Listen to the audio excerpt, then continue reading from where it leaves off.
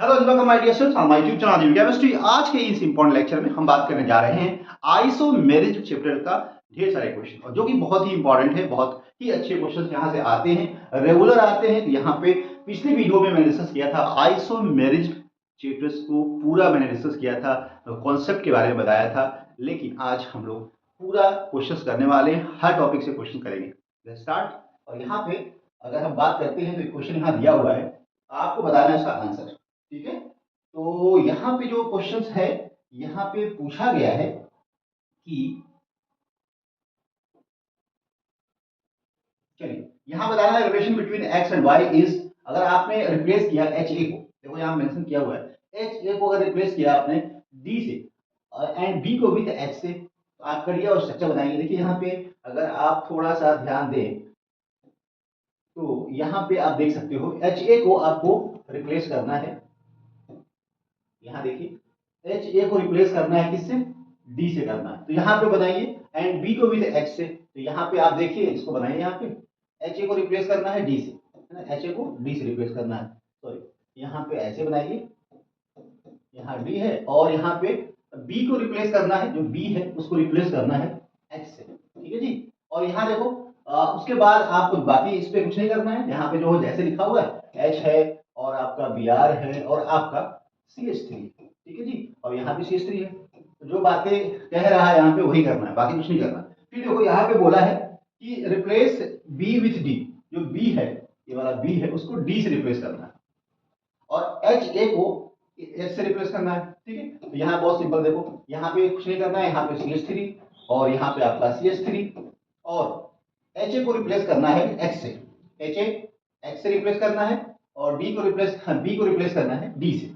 तो यहाँ डी से। अब इन दोनों के बारे में पूछा है, एक्स और वाई जो स्ट्रक्चर आ रहा है ये आपस में कैसे, एंजियोमर है, डायस्ट्रोमर है, होमर है, तो आपको देखना है ये दोनों आपस में कैसे हैं। तो यहाँ पे एक बात और कर सकते हैं, यहाँ पे एक दूसरे को आप चेक कर सकते हो, रोटेशन करा के देख सकते हो कि इनमें क्या सिमिलरिटी है, एक दूसरे के सिमिलर है या नहीं है। तो आप अगर यहाँ पे बनाओ, इसके सामने रखो, बाकी यहाँ पे एच है और यहाँ पे बी आर, एज जो जैसा वहां रहेगा इस कार्बन पे ऐसे रखेंगे यहाँ पे। अब इन दोनों को आमने सामने रखो, तो यहाँ पे आप देखो दोनों स्ट्रक्चर एक दूसरे के मिरर इमेज नहीं है। अगर हम रोटेशन करा के रखें, अगर यहाँ पे 180 का रोटेशन कराए पूरे मॉलिक्यूल्स को और यहाँ सामने रखें, तब भी स्ट्रक्चर के मिरर इमेज नहीं होने वाला है। इट मीन्स यहाँ पे ना तो स्ट्रक्चर एक दूसरे के मिरर इमेज है, मिरर इमेज स्ट्रक्चर नहीं है। लेकिन अगर हम यहाँ देखें, यहाँ पे डी है और यहाँ भी एच है, यहाँ भी आर, जो कंस्टिट्यूएंट जो नंबर ऑफ एटम है, कैरेक्टरिस्टिक है, सब बराबर है, आइसोमर्स है। लेकिन मिरर इमेज नहीं होने की वजह से these two structure are diastereomer to each other. कैसे होंगे, डायस्टेरियोमर होंगे। तीसरा क्वेश्चन पूछता है, यहाँ पे आपको रिप्लेस करना है एच ए को बी को, और यहाँ पे दो स्ट्रक्चर जो बनेंगे, तो यहाँ पे आपको देखना क्या है कि दोनों को, आप दोनों को आमने सामने रखिए और दोनों को बारे में चेक करिए कि दोनों एक दूसरे के मिरर इमेज अगर होते हैं तो एनेंटियोमर हो जाएंगे, अगर मिरर इमेज नहीं है तो डायस्टेरियोमर। एक तरीका और है यहाँ पे, अगर इस स्ट्रक्चर को आप रोटेशन 180 पे करें, पूरा घुमा दें इसको और यहाँ रखे लाके, देखो यहाँ पे रखेंगे तब भी एच, यहाँ अगर रोटेशन यहाँ से ऐसे करा दीजिए और इसको ला के यहाँ रखिए, तो यहाँ बी आर आ जाएगा, यहाँ एच आ जाएगा, फिर भी मिरर इमेज नहीं बनेंगे। तो यहाँ पे आप हर कोशिश करके देख लीजिए, तो स्ट्रक्चर कहीं से भी आपस में एनेंटियोमर नहीं होगा, डायस्टेरियोमर होगा। ठीक है, तो एक क्वेश्चन और कर लेते हैं। चलिए, तो यहाँ पे क्वेश्चन एक और हम लोग करने जा रहे हैं जो कि इंपॉर्टेंट है जी। तो यहाँ पे एक क्वेश्चन और करिए, यहाँ पूछा है which of the following cyclopentane derivative is optically inactive.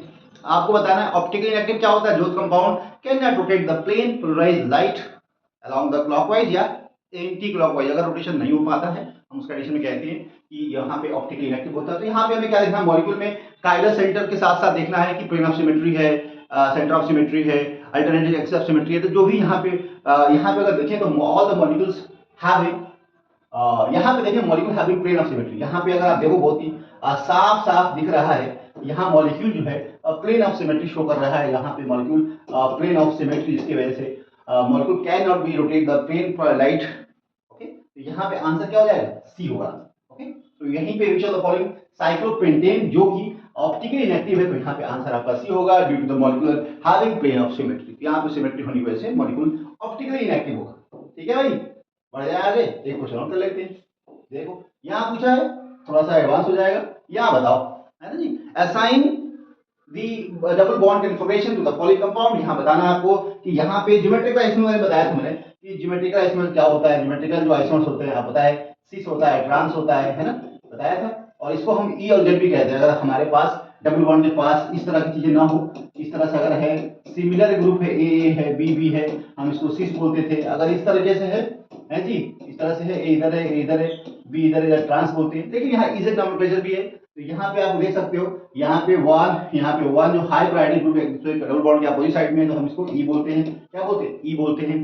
और अगर इसी तरह से ऐसे होता, यहाँ सीएन होता, यहाँ सीएन होता, यहाँ कुछ और होता, तो ये हाई प्रायोरिटी वन वन वाले एक साइड बोलते हैं, तो हम इसको हम जेड बोलते हैं। क्या बोलते हैं? इसको जेड बोलते हैं। तो यहाँ ई बोलेंगे। तो यहाँ तो ई है, और यहाँ देखो डबल बॉन्ड यहाँ भी है, यहाँ पे ज्योमेट्रिक आइसोमर शो करेगा ई एल जेड। तो यहाँ देखो, यहाँ पे सीओएच है, क्या यहाँ पे सीओएच है, यहाँ पे सीओएच, और यहाँ पे आपका CH2H नंबर इसको देंगे 1। ठीक है जी। और इधर आओगे, इधर कार्बन है, इधर भी कार्बन है, इधर दूसरे कार्बन पे हम इसको नंबर 2 देंगे, है जी। इधर हम जो है 1 देंगे, सॉरी इधर 1 देंगे और इधर 2 देंगे। तो दोनों अपोजिट साइड में, तो यहाँ भी हम कह सकते हैं एल्कीन जो होगी कैसे हो जाएगी?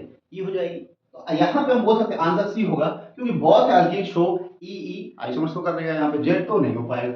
आंसर आपका सी होगा, क्योंकि यहाँ पे टाइप ऑफ ज्योमेट्रिकल जो आइसोमर शो करेगा, यहाँ पे नोमेनक्लेचर में बात करते हैं तो यहाँ पे ई टाइप का होगा। आगे बढ़िए, चलिए। ये क्वेश्चन है बहुत ही जोरदार, डरावना क्वेश्चन है, लेकिन डरना नहीं है, क्योंकि हर चीज डरावनी है ना, मतलब जो भी खतरनाक दिख रहा है डरने वाला नहीं है। बहुत सिंपल स्ट्रक्चर। यहाँ पे आपको थोड़ा सा संतुलित माइंड अगर करके आप क्वेश्चन करेंगे तो हो जाएगा। ठीक है, बताओ आंसर यहाँ दिया है। कोई मॉलिक्यूलर एनर्जी है common prescription of drugs with structure shown below is given by for the treatment of the seasonal allergy how many stereogenic carbons does allergy positive energy of compounds होता है जो allergy में use होता है। How many stereogenic does allergy allergy जो भी जो molecule है उसके अंदर क्या है, नंबर ऑफ कायरल कार्बन बताना है, स्टीरियोजेनिक सेंटर बताना। तो यहाँ देखो, आप यहाँ तुरंत दिमाग जाएगा कि भाई यहाँ एक सेंटर है, यहाँ सेंटर है, और उसके बाद यहाँ सेंटर है, और उसके बाद यहाँ सेंटर। ऐसा है क्या जी? नहीं है। कार्बन के पास जो है, यहाँ पे देखो पीएच है, ये पूरा फिनाइल है, ये भी फिनाइल है। एक ही कार्बन से दो ऐसे सेम ग्रुप लगे हुए हैं, ये तो कायरल सेंटर नहीं होगा। यहाँ देखो, यहाँ पे कार्बन है, ये डिफरेंट पूरा हो जाएगा, ये पूरा पार्ट डिफरेंट हो जाएगा। उसके बाद यहाँ जाओगे तो यहाँ जाओगे तो दोनों सेम है, यहाँ जाओगे दोनों सेम है, यहाँ जाओगे सेम मिल जाएगा, तो यहाँ भी नहीं होगा कायरल सेंटर। यहाँ देखो, यहाँ पे तो यहाँ पे 1 हो जाएगा, यहाँ पे 2 हो जाएगा, यहाँ पे 3 हो जाएगा, और यहाँ पे 4 हो जाएगा। तो इसका मतलब ये जो कार्बन है वो कैसा है? कायरल सेंटर, क्योंकि यहाँ पे हाइड्रोजन होगा। तो यहाँ पे अगर देखें तो यहाँ पे आप देखो 2 CH3 लगा हुआ है, इसका मतलब है कि यहाँ भी एक कायरल सेंटर नहीं होने वाला है। तो यहाँ पे total number of stereogenic centre की बात करें तो यहाँ पे 1 होगा। ठीक है, यहाँ पे क्वेश्चन बहुत सिंपल था, बस चेक करना था आपको जो बेसिक रिक्वायरमेंट्स होती है कायरल सेंटर की, स्टीरियोजेनिक सेंटर की। वहाँ पे all the atoms attached to the carbon atom are different होनी चाहिए, तो वहाँ पे हम बोलते हैं स्टीरियोजेनिक सेंटर या कायरल सेंटर, है ना।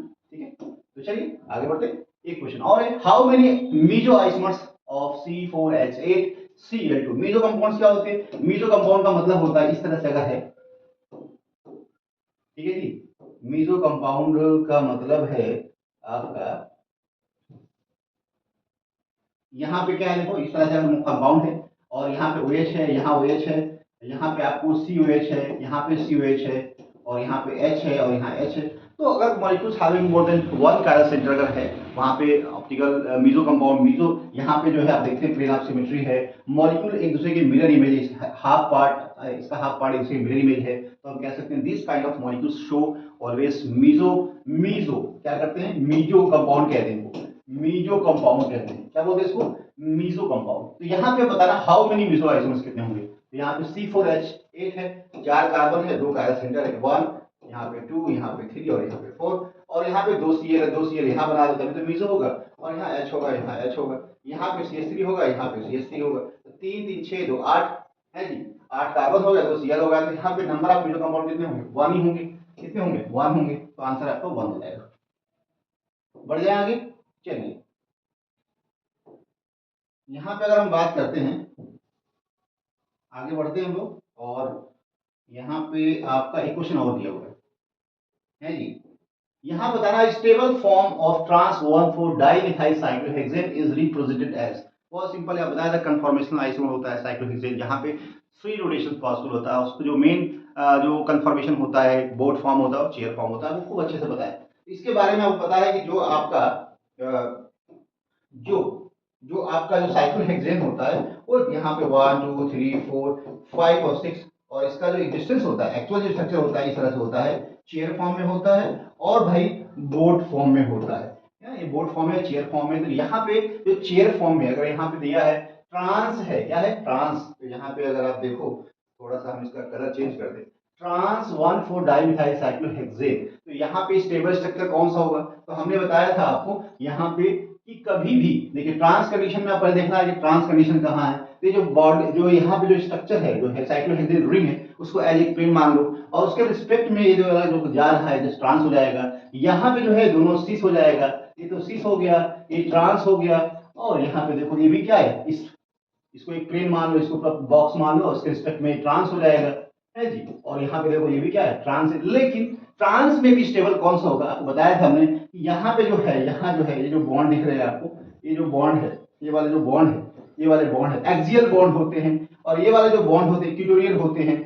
तो यहाँ पे अगर एक्सियल है तो एक्सियल एक्सियल पे यहाँ पे अट्रैक्शन रिपल्सन होता है, क्राउडिंग होती है, तो यहाँ पे जो बल्की ग्रुप है, जो बड़े ग्रुप है, यहाँ हमेशा कहाँ होना चाहिए, इक्वेटोरियल पे होने चाहिए। तो यहाँ पे देखो ट्रांस कंडीशन भी है, और इक्वेटोरियल पे यहाँ पे हाइड्रोजन है, यहाँ पे हाइड्रोजन है, लेकिन यहाँ जो CH3 है, यहाँ CH3 है, दोनों इक्वेटोरियल पोजीशन पे है, तो ये ज्यादा स्टेबल होगा, तो हम कह सकते हैं आंसर सी होगा इस क्वेश्चन के। बहुत सिंपल है, आपको क्या करना है कि जो बल्की ग्रुप है, बड़े ग्रुप हैं, उनको हमेशा हम इक्वेटोरियल पे रखते हैं, और यहाँ पे जब इक्वेटोरियल पे होंगे तो ये दोनों ट्रांस में होंगे, क्योंकि ट्रांस कंडीशन पूछा है, ट्रांस कंडीशन में तो मोस्ट स्टेबल जो कंफर्मेशन होगा ट्रांस 1,4 डाइमिथाइल साइक्लोहेक्सेन, वो होगा आपका सी वाला। ठीक है, तो यहाँ पे आसान था, ये सिस था, ये तो होगा ही नहीं, और ये आपका ट्रांस था, लेकिन यहाँ पे जो यहाँ इनके साथ रिपल्सन होगा, यहाँ इनके साथ रिपल्सन होगा, तो मल्टीपल रिपल्सन होंगे जब हम बल्की ग्रुप को अगर हम एक्सियल पोजीशन में रखते हैं, तो वहां पे इलेक्ट्रॉनिक रिपल्शन होगा, जिसकी स्टेबिलिटी उस मॉलिक्यूल की कम होगी, कंफर्मेशन ज्यादा स्टेबल नहीं होगा, इसलिए वहां पे this structure is most stable structure of trans 1,4 dimethyl cyclohexane. Reason आपको पता हो गया है, ठीक है जी, आगे बढ़ जाए। चलिए क्वेश्चन एक और दिया हुआ है, यहां बताना है, और which are the following compound non resolve meso compound बताना है, मीजो कंपाउंड, ठीक है जी, meso compound, which are the following compound is non resolve meso compound कौन सा है, तो यहां पे देखो आप molecule having plane of symmetry, यहाँ पे सी होगा आंसर, क्या होगा जी, सी होगा। क्यों होगा सी, देखो यहाँ से अगर मीजो कंपाउंड की बात किए थे, अभी मैंने बताया था आपको, तो मीजो कंपाउंड, ओके, यहाँ पे अगर देखें तो कंडीशंस क्या होती है कि यहाँ पे आप देखो इस प्लेन से अगर मॉलिक्यूल को काटो यहाँ पे, तो molecule can cut into equal half and mirror image to each other, तो यहाँ पे आप देख सकते हो this will be the answer for this question. Okay, तो मीजो कंपाउंड की बात है कि molecule having plane of symmetry, अगर यहाँ पे ए है, यहाँ ए है, बी है, बी है, सी है, सी है, तो एक दूसरे के मिरर इमेज होता है, उस कंडीशन में उसको बोलते हैं मीजो कंपाउंड्स। तो इस तरह से आंसर आपका यहाँ हो जाएगा, कोई प्रॉब्लम नहीं होनी चाहिए। देख लीजिए यहाँ पे आप प्लेन ऐसा डालिए जहां से मॉलिक्यूल टू इक्वल हाफ में कट जाए, तो अगर आपने यहाँ से कोई प्लेन डाला यहाँ से, तो यहाँ देखिए आपको नंबर ऑफ कार्बन 1, यहाँ पे 2, और यहाँ पे 3, यहाँ 1 2 और 3, और यहाँ पे देखिए Br है, यहाँ पे कार्बन है, और यहाँ Br है, Br है, कार्बन और Br। इस तरह से देखिए इस प्लेन से molecule having two equal half है, just mirror image to each other. Okay, तो यहाँ पे आंसर आपका सी होना चाहिए मुझे जहां तक लगता है, बाकी आप अगर हम गलत हैं तो कमेंट बॉक्स में आंसर कर सकते हैं। चलिए हम लोग आगे बढ़ते हैं और यहाँ पे नेक्स्ट क्वेश्चन की तरफ करते हैं। चलिए यहाँ पे नेक्स्ट क्वेश्चन है आपका,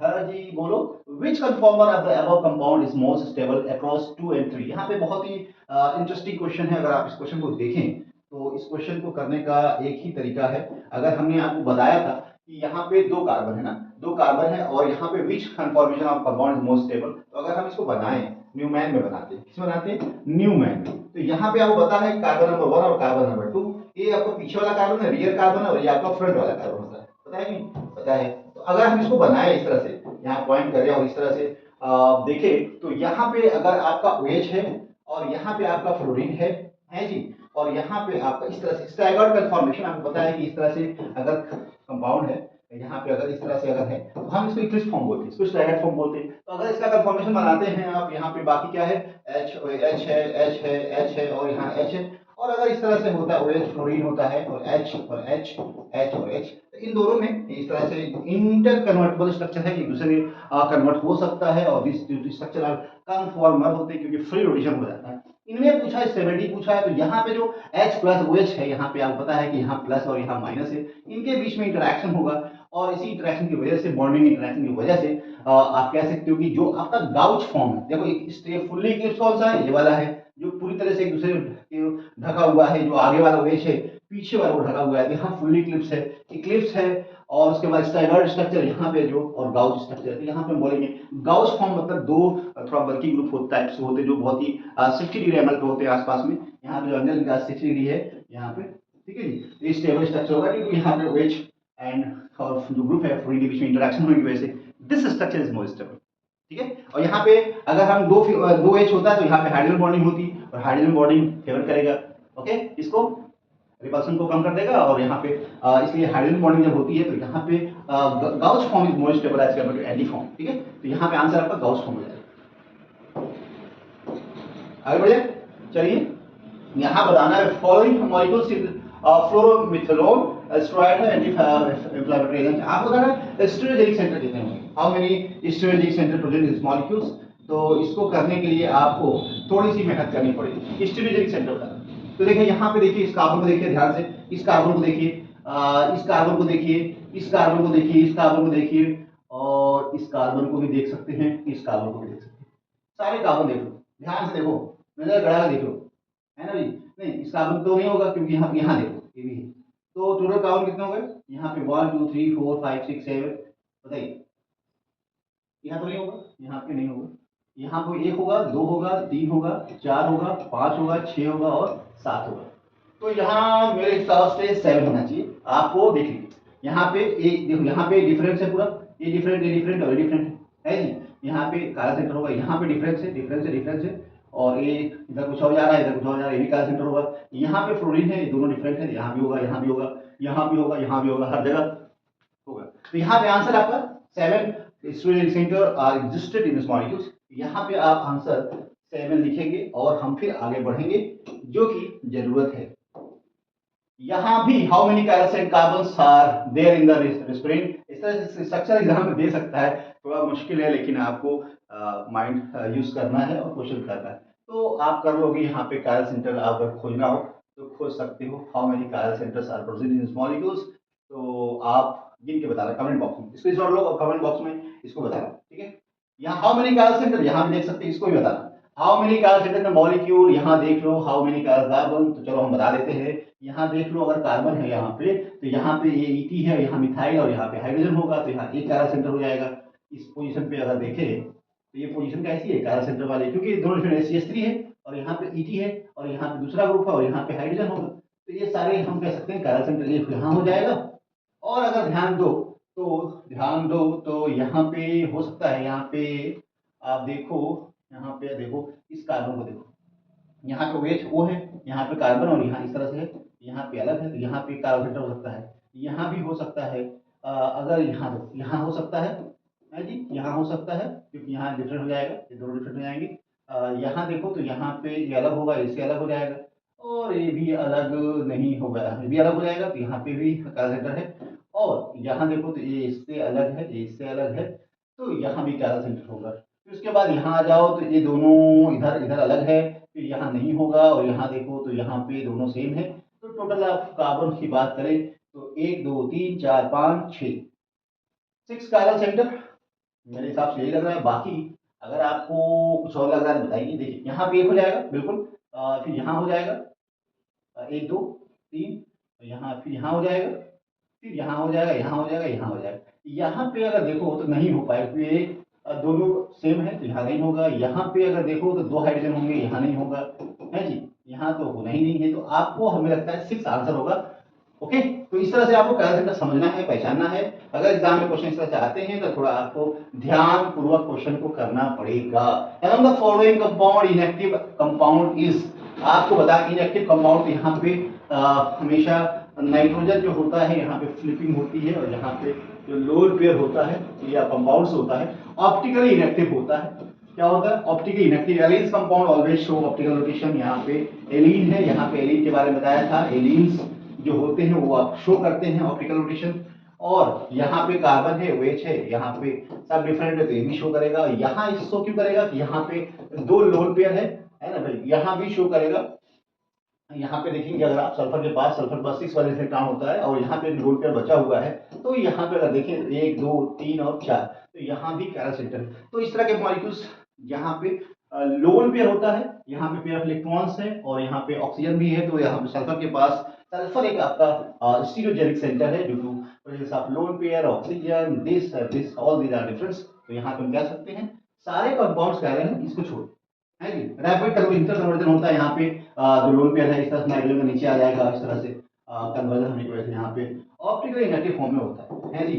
बढ़ जाए बताओ हम बढ़ जाते हैं, आगे हम बढ़ते हैं और उसके बाद जो है नेक्स्ट क्वेश्चन करते हैं। थोड़ा सा आपको दिक्कत होगी, थोड़ा नेक्स्ट क्वेश्चन करते हैं यहाँ पे है जी।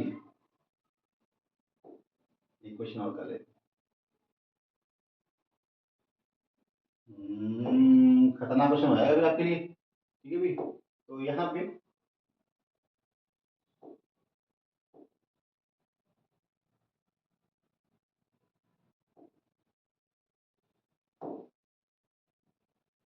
चलिए, यहाँ पे हम आपको कहीं और ले जाते हैं जिससे कि आपका थोड़ा कॉन्सेप्ट और बने, नहीं तो शुरू में ही आप घबरा जाएंगे कि सर क्या क्या करा रहे हैं आप, क्वेश्चन इतना डेंजर कराते हैं आप, तो डरने की बात नहीं है। चलिए, यहाँ पे क्वेश्चन दिया है, which of the following molecules having mesosteric mesosteric मतलब पता है simple, molecule having plane symmetry more than one chiral center. तो यहाँ पे मॉलिक्यूल का प्लेन डाले यहाँ पे, तो यहाँ पे देखो यहाँ पे 3 कार्बन, यहाँ 2 कार्बन है और यहाँ पे डिफरेंस नहीं, यहाँ पे साइक्लोहेक्सेन करेगा ही नहीं, यहाँ पे देखिए ये भी नहीं करेगा और यहाँ पे आंसर आपका डी होने वाला है, क्योंकि यहाँ से अगर प्लेन डालोगे ना तो मॉलिक्यूल टू इक्वल हाफ में कटेगा और यहाँ पे molecule can show meso stereoism. Okay, तो यहाँ पे अगर पूछा जाए आपसे, नेक्स्ट क्वेश्चन हम बताते हैं आपसे, यहाँ एक क्वेश्चन दिया हुआ है number of stereoism, number of stereoisomers and stereo center and stereoisomers, center कितने हैं, नंबर ऑफ स्टीरियोसेंटर और कितने आइसोमर्स पॉसिबल होंगे। तो बहुत अच्छा क्वेश्चन है। यहाँ पे देखो कार्बन है, जहाँ पे ज्यादा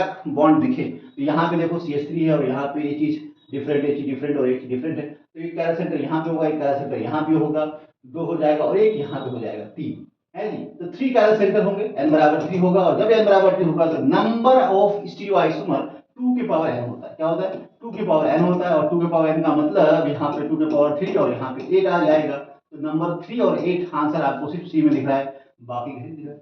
ऐसे क्वेश्चन पूछ सकता है नंबर ऑफ स्टीरियो सेंटर कितने हैं और नंबर ऑफ स्टीरियो आइसोमर कितने हैं, आंसर बहुत सिंपल है। तो इस तरह से क्वेश्चन को आपको करना है बिना घबराए हुए, है जी। चलो आगे बढ़ जाते हैं। यहाँ पे दिया है द गिवन पेयर, है ना जी, यहाँ पे जो गिवन पेयर है यहाँ पे इन दोनों के बीच में क्या रिलेशन है। तो सबसे पहले आपको चेक करना पड़ेगा कनेक्टिविटी, यहाँ पे जो कार्बन है और कार्बन है, यहाँ पे CH3 है, यहाँ भी CH3 है, यहाँ पे CH5 है, सब कुछ सेम, इसका मतलब ये स्टीरियोआइसोमर है। और यहाँ पे किस टाइप का है, इनसिमर है, होमोमर है, मतलब आपको चेक करना है। तो यहाँ पे कंफिगरेशन निकाल लीजिए, कायरल सेंटर है और यहाँ पे देखो हमेशा 4th priority below the plane है, तो हमें कुछ नहीं करना, सिर्फ नंबरिंग देना है 1, यहाँ पे 2 और यहाँ पे 3, तो आपको आंसर मिलेगा 1 2 3 और यहाँ पे आपको S मिल जाएगा। क्या मिलेगा, S। यहाँ देख लो, तो यहाँ पे आप क्या करोगे, इस चीज को आप बिलो द प्लेन लेके आओगे, जो जो जो H है उसको बिलो द प्लेन लेके आओगे, तो ऐसा कर सकते हो, इसको यहाँ ले जाओ, इसको यहाँ ले जाओ, तो यहाँ पे डबल एक्सचेंज करोगे तो यहाँ पे आपका H आ जाएगा और यहाँ Br आ जाएगा, है जी। और उसके बाद आप यहाँ पे C2H5 को ले आइए और यहाँ पे आप जो है CH3 को ले जाइए। अब देखो बहुत सिंपल है, बिलो द प्लेन CH3 चला गया है। अब हम क्या करेंगे, अब हम करने वाले हैं इनको इसके साथ एक्सचेंज और इनको इनके साथ एक्सचेंज। तो यहाँ पे आप करोगे तो कार्बन और यहाँ पे आपका CH3 हो जाएगा और यहाँ पे हाइड्रोजन आ जाएगा, यहाँ पे हाइड्रोजन हो जाएगा, यहाँ पे CH3 हो जाएगा और यहाँ पे Br हो जाएगा और यहाँ पे आपका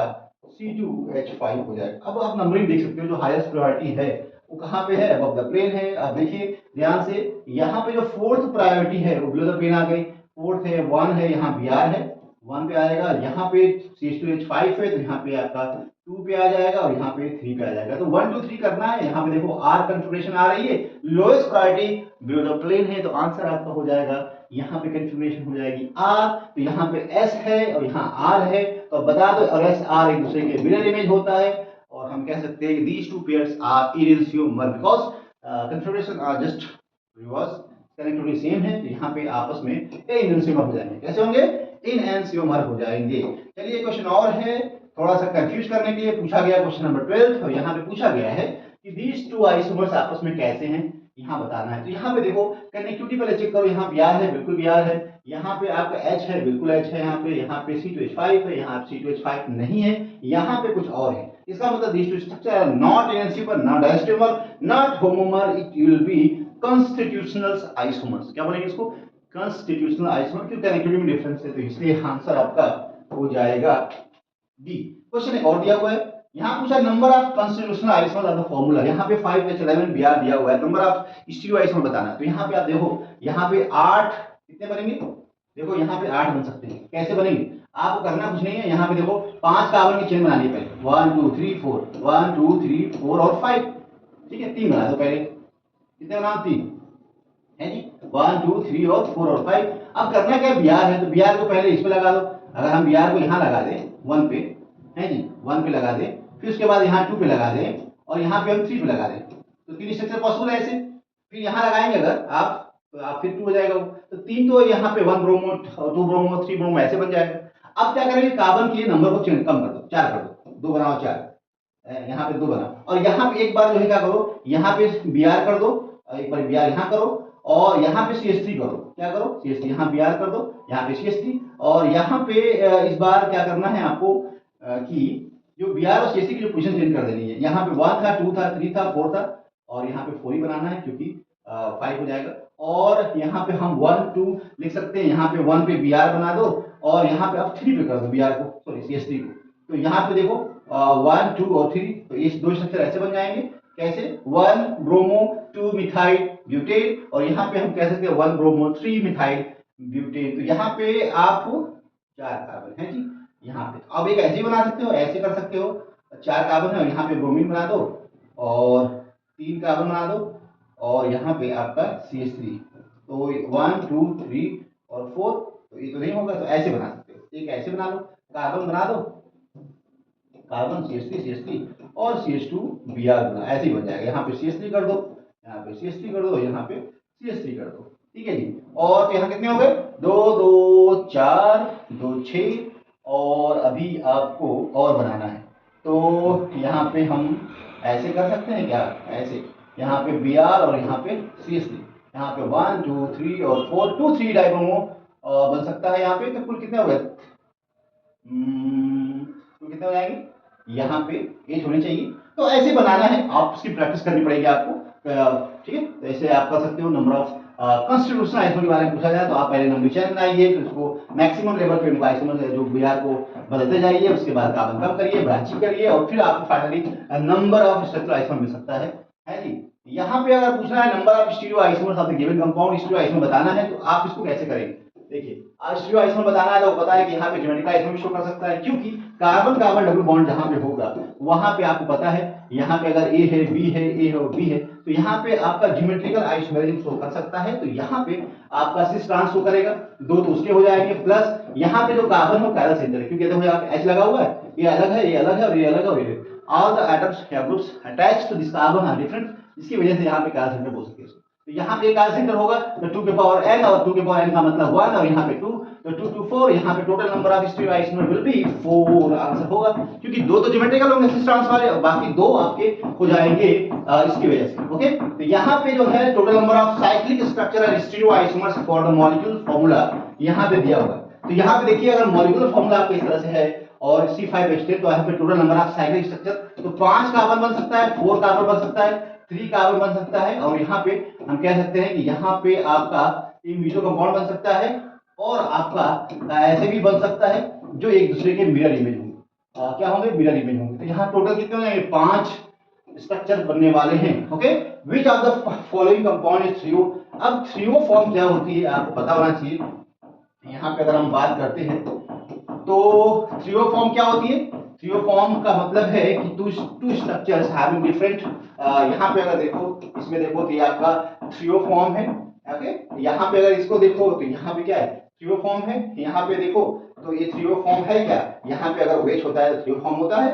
ओके, और यहाँ पे हम, लेकिन आंसर आपको इसमें बता दिया हुआ है, डी ए और बी होगा जो थ्रियो फॉर्म में होगा। यहाँ पे आप देखो ध्यान से, अगर OH ग्रुप और Br ग्रुप एक साइड में होते हैं, अगर यहाँ H होता है, यहाँ H होता है, यहाँ पे CH2OH होता है और यहाँ CH3 होता है, इस कंडीशन में तो आपका एक डाइस्ट्रो फॉर्म हो जाएगा। लेकिन जस्ट अगर यहाँ पे कन्फिग्रेशन बदल जाए, रोटेशन हो जाए, उस कंडीशन में आपके जो आइसोमर्स मिलेगा, टाइप जो आइसोमर होगा वो 3O होगा। क्या होगा? 3O होगा। तो एक तरह के आंसर हो गया। अगर हम एक और क्वेश्चन की बात करते हैं तो आपको बताना है यहाँ पे कि यहाँ पे which of the following compound does not show tautomerism क्या होती है। टॉर्टोमेरिज्म के बारे में बताया था हमने कि molecule having alpha carbon electron drawing group यहाँ होगा, तो यहाँ पे टॉर्टोमेरिज्म होगी। लेकिन यहाँ पे जो इलेक्ट्रॉन ड्राइंग ग्रुप है उसके रिस्पेक्ट में कोई भी अल्फा कार्बन पे हाइड्रोजन नहीं है, तो टॉर्टोमेरिज्म शो नहीं करेगा। यहाँ अगर देखें तो यहाँ पे H है और यहाँ पे टॉर्टोमेरिज्म शो करेगा, यहाँ पे हाइड्रोजन है, यहाँ भी टॉर्टोमेरिज्म होगा। तो आंसर आपका बी होगा, जहाँ पे टॉर्टोमेरिज्म शो नहीं करेगा, इसलिए कि उसके वहां पे नंबर ऑफ हाइड्रोजन नहीं।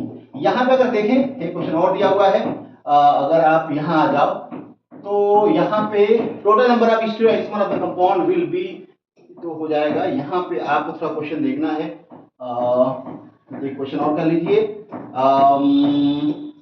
चलिए मैक्सिमम अगर हम बात करते हैं, maximum potential energy is associated with the which are the following conformation of n butane. अगर एन ब्यूटेन का आइसोमर कोई है एन ब्यूटेन का, तो आपको बताना है कि यहाँ पे जो मैक्सिमम जो पोटेंशियल एनर्जी होगी, हाई जो पोटेंशियल एनर्जी इसकी होगी, तो आपको पता है कि जो आपका जो फुल्ली क्लिप्ड जो होगा उसकी एनर्जी ज्यादा होगा। इस तरह से अगर आपका कन्फिग्रेशन है, इस तरह से ये फुल्ली क्लिप्ड है, उस कंडीशन में क्या होगा, आपका यहाँ पे ब्यूटेन की बात हो रही है तो CH3 और CH3, क्योंकि यहाँ पे कार्बन कार्बन का बॉन्ड फॉर्मेशन हो गया और यहाँ पे CH3 है और यहाँ पे CH3 है और यहाँ पे H और यहाँ H। इसको फुली फॉर्म ऐसे लिख सकते हैं, यहाँ पे H और यहाँ H और यहाँ H और यहाँ H, these are fully form. तो यहाँ पे इसकी पोटेंशियल बहुत ज्यादा होगी क्योंकि इलेक्ट्रॉनिक रिपल्शन होगा तो स्ट्रेन होगा, इसके वजह से molecule having maximum potential energy. तो यहाँ पे आंसर आपका जो है 26 वाला जो है आपका सी होना चाहिए। यहाँ पे पूछा है कि आपको बताना है, नेक्स्ट क्वेश्चन करते हैं और यहाँ पे आपको ये compound in the given reaction the product क्या होगा। तो यहाँ पे थोड़ा आपको बता दें कि यहाँ पे जो सिस कंपाउंड है, यहाँ पे जो सिस है आपका COH है, यहाँ पे COH है और यहाँ पे आपको H है, यहाँ H। जब भी ऑस्मियम टेट्राऑक्साइड रिएक्शन होती है H2O2 के H2O प्रेजेंस में, तो यहाँ पे सिस एडिशन होता है इसका और यहाँ पे इसका सिस है और सिस में सिस एडिशन होता है तो मीजो कंपाउंड का फॉर्मेशन होता है। और यहाँ पे कह सकते हैं मीजो कंपाउंड जो बनेगा वो डीएलिंग मिक्सचर होगा, टार्टरिक एसिड होगा, दो बनेंगे और आंसर आपका डी होना चाहिए। चलिए तो एक क्वेश्चन और कर लेते हैं। यहाँ पे आपको बताना है which of the following compound possesses एक कायरल सेंटर। यहाँ पे अगर सेंटर की बात करें तो ये कार्बन है, यहाँ पे देखो सेम है, ये कायरल है, ये कैसा है, ये कायरल है। यहाँ जो कार्बन है ये आप कायरल है, यहाँ पे जो कार्बन है वो कैसा है, यहाँ पे मॉलिक्यूल हैविंग यहाँ पे आपका which of the following compound possesses a chiral center। तो chiral center यही होगा, बाकी कहीं नहीं होगा। देखिए आंसर यहाँ पे, क्योंकि यहाँ पे कार्बन डिफरेंट तो है लेकिन ये दोनों सेम हो जाएंगे, यहाँ पे डिफरेंस है लेकिन ये दोनों सेम हो जाएंगे, यहाँ पे डिफरेंस होने की वजह से ये सेम हो जाएगा। तो आंसर आपका बी होगा, जहाँ पे chiral center आपका यहाँ पे प्रेजेंट है, बाकी जगह प्रेजेंट नहीं है। चलिए हम आगे बढ़ते हैं और आगे बढ़ के कुछ और भी क्वेश्चन कर लेते हैं जो कि आपके लिए मदद। यहाँ पूछा with the following configuration represent the threo form. तो थ्रियो का मतलब क्या होता है आपको बताया मैंने अभी, ठीक है। यहाँ पे बताइए कि which are the following pairs compounds are geometrical isomer. Geometrical isomer क्या होता है कि मॉलिक्यूल हैविंग, तो ज्योमेट्रिकल आइसोमर में आपको यहाँ देखना होता है कि कार्बन के पास डिफरेंट होना चाहिए, डिफरेंट है, यहाँ पे डिफरेंट है शो करेगा। और यहाँ पे सिस ट्रांस की बात करें ई और जेड आइसोमर्स, यहाँ पे देखना है कौन करेगा। आंसर कहाँ गया, क्वेश्चन यहाँ पे। तो कौन सा पेयर है ज्योमेट्रिकल आइसोमर शो कर रहा है, तो यहाँ पे अगर देखें तो कहाँ गया, यहाँ पे अगर देखें तो क्या ये शो कर सकता है Br FCID। और यहाँ पे आप देखना पड़ेगा, आपको चेक कर लीजिए। तो आप देखिए यहाँ पे आपको पता है कार्बन पे Br है तो 1 नंबर देंगे, 1 देंगे और 2 देंगे इसको, और यहाँ पे आप 1 देंगे, यहाँ पे 2 देंगे, तो ये तो आपका ई हो जाएगा। और यहाँ देखें तो यहाँ पे 1 और यहाँ पे 2, यहाँ 1 और सॉरी यहाँ पे 2 और यहाँ पे 1, तो यहाँ भी क्या है अपोजिट साइड में है, तो यहाँ पे दोनों एक ही जैसे हैं तो ये नहीं होगा। ई जेड कौन सा शो कर रहा है, तो यहाँ 1 है, 1 यहाँ पे होगा, 2 यहाँ पे होगा, यहाँ पे 1 होगा और यहाँ पे 2 होगा, तो ये आपका ई फॉर्म है। और यहाँ पे जेड होना चाहिए, तो यहाँ 1 है, यहाँ 2 है, यहाँ 1 और यहाँ 2 है। तो यहाँ पे देखें तो यहाँ पे सिर्फ शो कर रहा है ई और जेड, और जब भी ई जेड आइसोमर शो करेगा वहां हम बोल सकते हैं ज्योमेट्रिकल आइसोमर, ठीक है। तो यहाँ पे आपको चेक करना होता है ई जेड का फॉर्म प्रेजेंट होना चाहिए। यहाँ पे देखना following statement not true regarding cis trans isomerism. तो यहाँ पे आप एक क्वेश्चन और कर ले जिससे कि, ठीक है, यहाँ देखिए आंसर करना है कि geometrical isomer is possible in किसमें पॉसिबल है, तो यहाँ पे देखिए, अगर देखिए double bond carbon carbon double bond देखना होता है और यहाँ पे दोनों डबल बॉन्ड के पास जो है दोनों सेम ग्रुप है तो नहीं शो करेगा, यहाँ जो है शो करता ही नहीं है। यहाँ जो डबल बॉन्ड है यहाँ पे आप देखें तो CH3 है और यहाँ पे C6H5 है, OH है, ये दोनों डिफरेंट है और यहाँ OH है और यहाँ पे क्या है लोन पे है, तो यहाँ शो करेगा, ये नहीं शो करेगा क्योंकि दो CH3 ग्रुप है तो सभी शो नहीं करेगा, तो यहाँ आंसर आपका सी होगा, न कि बाकी कोई आंसर होगा। तो ज्योमेट्रिकल आइसोमर यहाँ पे ऑक्साइड टाइप के कंपाउंड्स भी करते हैं। यहाँ पे which are the following conformation, यहाँ भी देख सकते हो। तो इस तरह से क्वेश्चन यहाँ पे जेड आइसोमर के बारे में बताना है कि जेड आइसोमर क्या होता है। यहाँ पे देखिए विच of the following compound Z isomer, तो यहाँ बहुत आसान है, यहाँ पे क्या करना है आपको 1 देना है, 2 देना है, 1 देना है और 2 देना है। तो यहाँ पे आप देखो ये जेड आइसोमर, क्योंकि जो हाई प्रायोरिटी ग्रुप एक साइड में है जेड आइसोमर्स होंगे, तो आंसर आपको ये होगा क्योंकि जेड आइसोमर्स होगा। ठीक है जी, चलिए एक क्वेश्चन और कर लेते हैं। आपको बताना है कन्फिग्रेशन और correct sequence of group in their assign RS configuration. तो आरएस कन्फिग्रेशन निकालने के लिए क्या करना पड़ता है आपको, आपको पता है आपको बताया था कि जब भी कार्बन इस तरह से होता है और यहाँ पे H होता है, यहाँ पे OH होता है, यहाँ पे आपको CH2OH होता है और यहाँ पे आपको CHO होता है, तो यहाँ पे जो कन्फिग्रेशन निकालेंगे आप प्रायोरिटी देंगे 1, यहाँ पे आप 2 देंगे, यहाँ पे आप 3 देंगे और यहाँ 4 देंगे। जो भी कन्फिग्रेशन आएगी 1 2 3 उसका जस्ट रिवर्स रखेंगे, क्योंकि यहाँ पे जो लोएस्ट प्रायोरिटी ग्रुप है वो अबव द प्लेन है, तो जो कन्फिग्रेशन होगी जस्ट रिवर्स होगी, तो यहाँ पे हम बोल सकते हैं एस कन्फिग्रेशन आ रहा है लेकिन यहाँ पे आर हो जाएगा, और इसलिए आपको इस तरह से क्वेश्चंस आ सकते हैं एग्जाम में। तो यहाँ पे क्वेश्चन एक बहुत इंटरेस्टिंग क्वेश्चन है, यहाँ पूछा है which of the following keto enol system keto form more stable than enol form. तो बताना है इनॉल फॉर्म ज्यादा स्टेबल कौन सा है, तो यहाँ पे आंसर होगा, बाकी देखो यहाँ जो हाइड्रोजन है स्टेबलाइज होगा इसके साथ में, तो वही एग्जिस्ट करेगा। यहाँ पे जो हाइड्रोजन है यहाँ भी हाइड्रोजन यहाँ भी होगा, और यहाँ देखें तो यहाँ भी होने वाला है, क्योंकि यहाँ पे जो हाइड्रोजन है यहाँ पे जो आपका सब जगह होगा, यहाँ भी होने वाला है, यहाँ भी होगा, यहाँ भी होगा, यहाँ भी होगा, तो यहाँ पे बाकी सिर्फ वही है जहाँ पे आंसर आपका नहीं होगा। ओके, तो करेक्ट आंसर होगा in which of the following keto enol system is the keto form is more stable than the enol form, क्योंकि यहाँ पे सारी जगह होगा, क्योंकि यहाँ पे स्टेबिलिटी जो है ज्यादा होगी, इसलिए enol form is more stable as compare to keto form. इस स्ट्रक्चर में कम होगा इनॉल फॉर्म, तो कीटो फॉर्म में ज्यादा स्टेबल होगा बाकी स्ट्रक्चर के कंपैरिजन में। तो हम लोग आगे बढ़ते हैं और एक क्वेश्चन और कर लेते हैं। यहाँ पे आपको देखना है स्ट्रक्चर के बारे में, फॉलोइंग स्ट्रक्चर रिप्रेजेंट क्या रिप्रेजेंट कर रहा है, आपस में कैसे हैं। तो यहाँ पे अगर देखें, आप देखो स्ट्रक्चर ध्यान से देखो, तो एक दूसरे के होमोमर हैं, कैसे हैं। यहाँ रोटेशन करा के देखोगे, इसे रोटेशन कराओगे, अगर इसको रोटेशन कराओ तो यहाँ पे क्या हो गए होमोमर हो जाएंगे। कैसे देखो, अगर आप इसको रोटेट करा दो यहाँ पे, तो यहाँ पे Br इधर आएगा, नीचे आएगा, और CH3 ऊपर जाएगा और Cl आपका इधर आ जाएगा। दूसरे के मिरर इमेज हो सकते हैं क्या, देखिए अगर कन्फिग्रेशन निकाल रहे यहाँ पे तो बहुत आसान है, देखिए आप निकाल लो। यहाँ पे देखिए अगर आपने क्या किया, यहाँ पे 1 दे दिया, यहाँ 2 दे दिया और यहाँ 3 और यहाँ 4, यहाँ भी 1 हो गया, यहाँ पे 2 हो गया, यहाँ पे 3 हो गया और यहाँ पे 4। बिलो द प्लेन है, lowest priority below the plane है। 1 2 3 की बात करें तो 1 2 3 ऐसे आर होगा, तो यहाँ पे जो कन्फिग्रेशन आर हो जाएगी। यहाँ अगर देखें तो हाइड्रोजन अबव द प्लेन है, तो यहाँ पे 1 2 3 4, तो बताइए आंसर क्या होगा, तो यहाँ पे 1 2 3 4 हो जाएगा, लेकिन यहाँ पे कन्फिग्रेशन एस हो रही है लेकिन आर होगी, तो हम यहाँ बोल सकते हैं होमोमर है। कैसा है, सेम स्ट्रक्चर है, क्योंकि कन्फिग्रेशन दोनों कार्बन में सेम है, तो यहाँ पे हम दोनों स्ट्रक्चर के बारे में एक राय रख सकते हैं, इनको हम बोलते हैं होमोमर। क्या बोल सकते हैं, होमोमर कह सकते हैं। ओके, यहाँ पे अगर देखें ध्यान से, तो यहाँ पे which of the following compound है ऑप्टिकली एक्टिव फॉर्म। यहाँ पे आपको बताना है कि कौन सा ऐसा फॉर्म है जो ऑप्टिकली एक्टिव है। तो यहाँ पे आपको पता है एलिन्स के जो कंपाउंड्स होते हैं, जहाँ पे इवन नंबर ऑफ इलेक्ट्रॉन्स होते हैं, वहां पे आपको अगर इस तरह से होता है, इस तरह से होता है, तो आपका x और y है, x और y है, तो यहाँ पे प्लेन ऑफ सिमेट्री होगी, तो मॉलिक्यूल यहाँ शो करेगा, बाकी कहीं पे भी शो नहीं करेगा। क्या है, following compound can be optically active, तो यहाँ भी कर सकता है, क्योंकि देखो ये डिफरेंट है, ये आपका डिफरेंट है, तो ये भी शो करेगा, लेकिन यहाँ ये शो नहीं करने वाला है। तो यहाँ पे 2 और 3, 2 और 3 आंसर आपका हो जाएगा, सी आंसर सही होगा, जो कायरलिटी शो करेगा। ओके, चलिए यहाँ पे क्वेश्चंस और इस तरह से और भी आते हैं यहाँ पे, ठीक है, थोड़ा सा आपको क्वेश्चन और कराते हैं जो दमदार हो।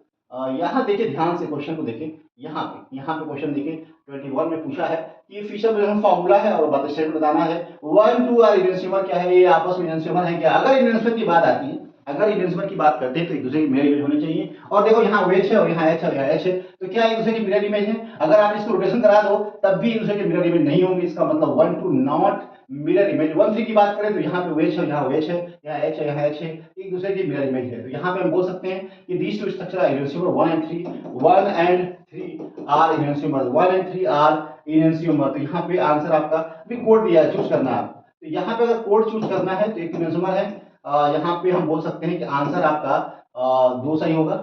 यहाँ लिख सकते हो आंसर आपका 2 ठीक होगा, यहाँ पे 2 नंबर सही है। उसके बाद अगर बात करें कि सेकंड मीजो कंपाउंड है क्या, सेकंड आपका मीजो कंपाउंड है, देखो देखो देखो ध्यान से, मीजो कंपाउंड है, सेकंड मीजो कंपाउंड है, बिल्कुल मीजो कंपाउंड है। यहाँ molecule having plane of symmetry, और यहाँ पे आप देख सकते हो सेम पार्ट, इधर भी कन्फिग्रेशन, और ये कारा सेंटर नहीं है क्योंकि यहाँ पे इसको अगर देखें ध्यान से तो इधर और इधर सेम ग्रुप लगा हुआ है, तो ये कारा सेंटर नहीं है, यहाँ और यहाँ कारा सेंटर है। तो यहाँ पे हम कह सकते हैं कि दिस कंपाउंड मीजो कंपाउंड। तो सेकंड आपका मीजो हो गया, और आपका 1 और 3, 1 एंड 3 जो है आपका इनएंसिमर हो गया। तो आंसर आपको देखना पड़ेगा क्या होना चाहिए, है जी, बोलो। यहाँ पे सिलेक्ट करना है कि यहाँ पे 1 and 3 are enantiomer and second is mesoform. तो 2 and 4 और 1 और 2 डायस्ट्रोमर की बात कर ले तो 1 2 डायस्ट्रोमर भी, क्योंकि दो structure are not mirror image to each other, इसलिए आपके डायस्ट्रोमर भी हो जाएंगे। तो हम कहते हैं 1 2 डायस्ट्रोमर है, 1 3 इनएंसिमर है, और फोर्थ आपका मीजो कंपाउंड है। तो 2 3 4 का जो कोड अगर है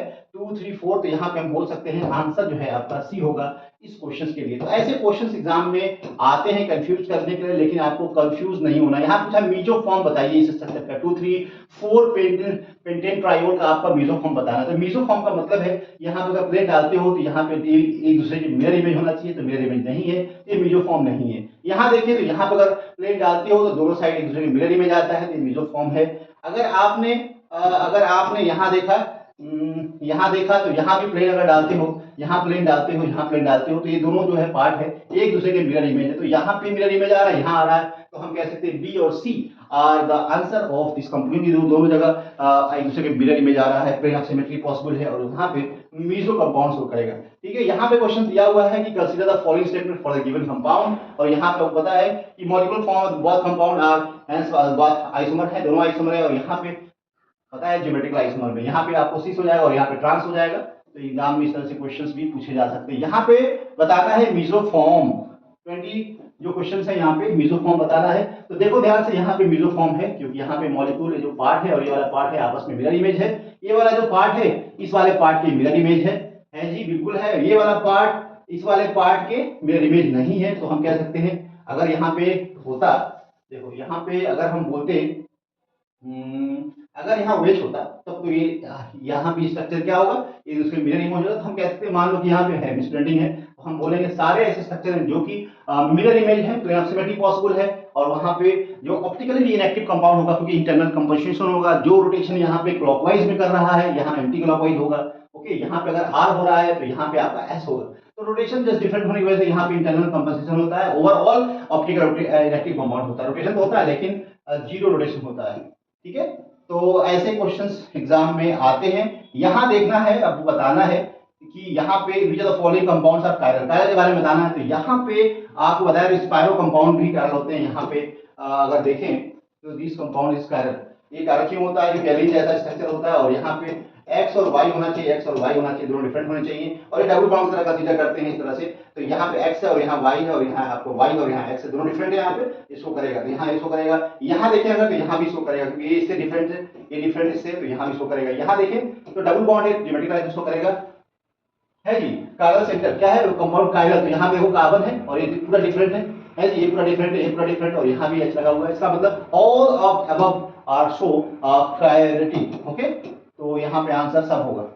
यहाँ पे भी आप देख सकते हो कुछ क्वेश्चन और भी है जो कि आपको कन्फिग्रेशन निकालने की बात अगर आ जाएगी तो आप निकाल सकते हो। क्या ये क्वेश्चन थोड़ा अच्छा दिया हुआ है, कर सकते हैं आप इसको।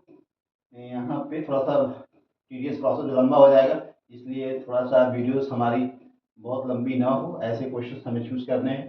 ठीक है, अब यहाँ पे देखना which are the following compounds are chiral, chiral बताना है। तो यहाँ पे कार्बन है और यहाँ पे OH है, COH है, H है, CH2 कायरल सेंटर है बिल्कुल। यहाँ देखो तो यहाँ एलिन्स है, यहाँ भी आपके क्या होना चाहिए, यहाँ भी आपके X और Y होना चाहिए, X और Y होना चाहिए, यहाँ भी है। और यहाँ पे आप देखो ये भी आपके डिफरेंट है। अगर इस तरह सिर्फ ये रहता तो कायरल नहीं होता, लेकिन यहाँ पे BR बना दे रेफरेंस कर दिया है, तो यहाँ पे सभी ऐसे होंगे जो कायरलिटी शो करने वाले हैं। ठीक है, तो यहाँ पे आपको एक क्वेश्चन और दिया हुआ है, which of the following pseudo, यहाँ पे हाँ यहाँ क्वेश्चन थोड़ा दिया, which of the following pair is correctly matched. Enantiomer बताना है कि मैच कहाँ कर रहा है, इनएंसिबल है क्या। अरे इनएंसिबल की बात आती है तो दोनों स्ट्रक्चर के बीच में क्या होना चाहिए, मिरर इमेज कंडीशन होना चाहिए, दूसरे के मिरर इमेज होना चाहिए। तो यहाँ देखो मिरर इमेज है क्या, बिल्कुल मिरर इमेज नहीं है, तो यहाँ पे तो आपका नहीं होना चाहिए। और यहाँ डायस्ट्रोमर की बात करें तो एक दूसरे के मिरर इमेज है और मिरर इमेज स्ट्रक्चर ऑलवेज और इनएंसिबल तो मैच नहीं कर रहा है। यहाँ मीजोफॉर्म की बात करें तो ये मीजोफॉर्म बिल्कुल है, क्योंकि यहाँ पे मॉलिक्यूल हैविंग ट्वेन सिमेट्री, यहाँ इनएंसिबल है आपस में, ये डायस्ट्रोमर है।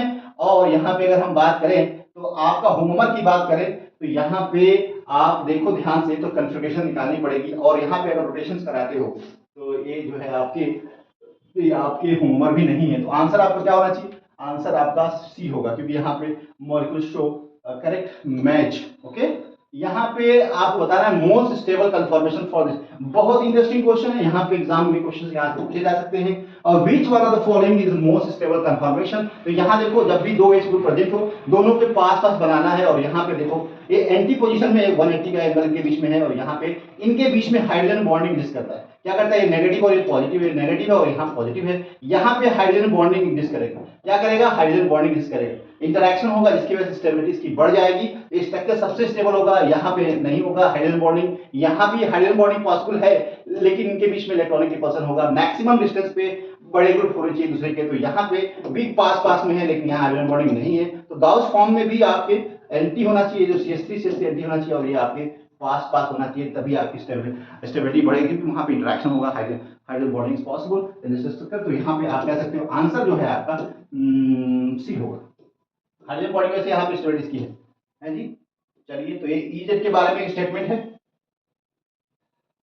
क्या है, लिख सकते हैं, कर भी सकते हैं, आसान क्वेश्चन है। यहाँ पे दिया है आपको which one of the following most preferred confirmation of 1,2 dimethyl cyclohexane का जो प्रीफर्ड स्ट्रक्चर है बताना है। यहाँ जो है आप देखिए ध्यान से, तो यहाँ पे आपको बताना है, देखिए जब भी आपको यहाँ पे स्ट्रक्चर के बारे में आती है तो 1 डाइमिथाइल को ये ऊपर नहीं रखना है, एक्सियल पोजीशन पे आपको नहीं रखना है, रखना है इक्विटोरियल पे। तो दोनों ये एक्सियल यहाँ भी प्रेजेंट है, दोनों को आपको इक्विटोरियल पोजीशन पे रखना है। कहाँ रखना है, इक्विटोरियल पोजीशन पे। देखिए यहाँ पे अगर ध्यान दे तो इस स्ट्रक्चर में एक्सियल पोजीशन पे, और यहाँ दोनों जो है CH3 इक्विटोरियल पोजीशन पे। यहाँ पे देखो, यहाँ पे बॉन्ड इक्विटोरियल पोजीशन पे, और यहाँ पे स्टेबिलिटी इसकी ज्यादा होगी, क्योंकि यहाँ 1,3 डाइहेड्रल इंटरेक्शन जो है यहाँ पॉसिबल नहीं है, बाकी जगह पॉसिबल है। तो इसलिए आप कह सकते हो कि स्टेबिलिटी हमेशा जो है यहाँ पे भी क्वेश्चन दिया which of the following is most stable confirmation, लेकिन यहाँ थोड़ा सा कंफ्यूजिंग है, OH दोनों पास ही होंगे तभी हाइड्रोजन बॉन्डिंग होगी, लेकिन अगर इक्विटोरियल पोजीशन पे होंगे तो इनके बीच में हाइड्रोजन बॉन्डिंग पॉसिबल नहीं है, यहाँ भी पॉसिबल नहीं है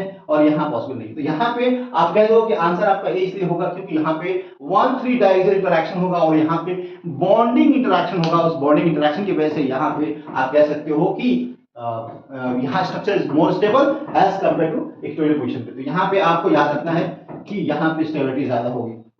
हम लोग आगे बढ़ सकते हैं, और यहाँ पे अगर देखा जाए तो कुछ क्वेश्चन और है जो कि इंपॉर्टेंट है। यहाँ पे दिया है which one of the following most stable confirmation 1, तो यहाँ पे देखो हमेशा इसको आप बल्कि ग्रुप है, बड़ा ग्रुप है, तो हमेशा इसको इक्विटोरियल पे रखना है। कहाँ रखना है, इक्विटोरियल पे रखना है। तो यहाँ पे दोनों इक्विटोरियल है, और आप देखो यहाँ पे एक्सियल है तो स्टेबल नहीं होगा, यहाँ पे इक्विटोरियल एक्सियल है और यहाँ पे स्टेबल होता नहीं। तो आंसर आपका क्या होना चाहिए, आंसर आपका होना चाहिए यहाँ, क्योंकि यहाँ पे जो बल्कि ग्रुप है इक्विटोरियल पोजीशन पे है, इक्विटोरियल और एक्सियल, ये एक्सियल है और ये आपका इक्विटोरियल। इक्विटोरियल पोजीशन में जब होगा दोनों सब्स्टिट्यूएंट बल्कि सब्स्टिट्यूएंट, तो उससे स्टेबिलिटी साइक्लोहेक्सेन की बढ़ती है। ओके, तो हम आगे क्वेश्चन और करते हैं जी। यहाँ पे क्वेश्चन दिया हुआ है कि विच of the following compound will show tautomerism. Tautomerism की बात करते हैं तो आपको पता है टॉटोमेरिज्म कीटोइनॉल टॉटोमेरिज्म होती है। यहाँ पे जो हाइड्रोजन है इसके साथ करेगा, यहाँ पे जो आप देखो तो यहाँ पे जो आपका जो हाइड्रोजन है इसके साथ कर सकता है, यहाँ पे हाइड्रोजन है इसके साथ कर सकता है। तो यहाँ पे अल्फा जो पोजीशन पे जो हाइड्रोजन यहाँ कर सकता है। तो all of this show tautomerism, जो कि आपको मैंने बता रखा है टॉटोमेरिज्म क्या होती है। ओके, तो कुछ क्वेश्चन और भी है जो कि आपके लिए इंपॉर्टेंट हो सकता है। यहाँ पे बताना है कि which are the following pair are diastereomer. Diastereomer का मतलब क्या है कि दो कंपाउंड यहाँ पे अगर देखें तो यहाँ पे एक दूसरे के मिरर इमेज नहीं है। तो आंसर आप कितने यहाँ पे कोड्स यूज करने हैं। तो यहाँ देखिए, यहाँ पे अगर हम देखें तो डाइस्ट्रीमर आपको यहाँ पे सीसन ट्रांस और एक दूसरे के दूसरा आंसर होगा। उसके बाद यहाँ पे मिरर इमेज है तो ये नहीं होगा, और आपको कह सकते हैं यहाँ पे भी डायस्ट्रोमर होना चाहिए। तो आंसर आपका क्या होगा, यहाँ पे हम बोल सकते हैं 1 2 4 और डायस्ट्रोमर। यहाँ पे डायस्ट्रोमर 1 भी शो करेगा, 2 भी शो करेगा, ये आपका इनोसिमर होगा, और 4 भी शो करेगा। तो आंसर आपका क्या होना चाहिए, आंसर आपका डी होगा।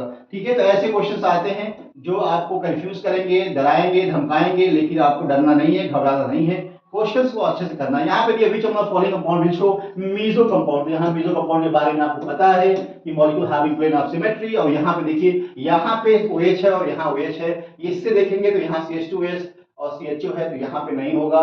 दोनों जगह यहाँ CH दोनों पास सेम होना चाहिए, यहाँ सेम नहीं है। यहाँ CH2H है, CH2H है, यहाँ पे 2H है तो यहाँ पे शो करेगा, यहाँ फिनाइल है, यहाँ CH शो नहीं करेगा। मतलब इस तरह से होना चाहिए, A होना चाहिए, यहाँ B होना चाहिए, या C होना चाहिए, ये दोनों सेम होना चाहिए, और यहाँ पे X है, यहाँ X और यहाँ Y और यहाँ, मतलब प्लेन कटे तो दोनों साइड में बराबर मिलने चाहिए और दूसरे के मिरर इमेज होना चाहिए। तो आंसर आपका क्या होगा, सी होगा, क्योंकि यहाँ पे इसके रिस्पेक्ट में CH है, CH2H और यहाँ CHO है, तो ऐसा नहीं होगा। तो आंसर आपका जो है आपका सी होना चाहिए इस क्वेश्चन में। ठीक है, which are the following compound will dissymmetric but not asymmetric. तो यहाँ पे नॉट एसिमेट्रिक है, क्योंकि यहाँ पे मॉलिक्यूल हैविंग डायसिमेट्रिक है बट इज नॉट एसिमेट्रिक। तो यहाँ पे आंसर आपका ये होगा, क्योंकि molecule having plane of symmetry यहाँ पे, लेकिन यहाँ पे molecule which of the following compound will show disymmetric and not asymmetric। तो asymmetric आपको पता है कि यहाँ पे asymmetric नहीं है।